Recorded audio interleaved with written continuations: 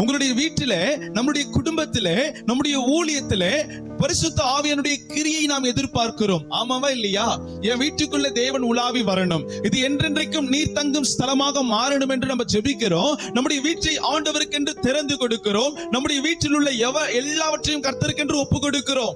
அப்போ ஆண்டவர் வர வேண்டும் என்று தான் நம்ம இந்த காரியங்களை செய்கிறோம்.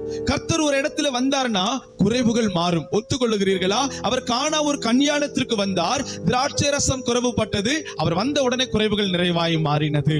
ஹல்லேலூயா. இரண்டாவது, அவர் வந்தார் என்று சொன்னால் வனாந்தரம் போல் இருக்கிற, பாலைவனம் போல் இருக்கிறதான ஒரு காரியம் அது செழிப்பான வயல்வெளியாய் மாறும். ஒப்புக்கொள்ளுகிறீர்களா? ஆண்டவர் எங்கெங்கெல்லாம் வராரோ அந்தந்த இடத்திலெல்லாம் நன்மைகள் உண்டாகும், குறைவுகள் நிறைவாய் மாறும், துக்கங்கள் சந்தோஷமாய் மாறும்.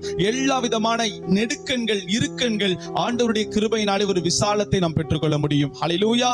அப்போ நன்மைகள் நமக்கு நடக்கணும்னா நமக்குள்ளே காணப்பட வேண்டியது ஒன்னே ஒண்ணுதான், ஒருமனப்பட வேண்டும்.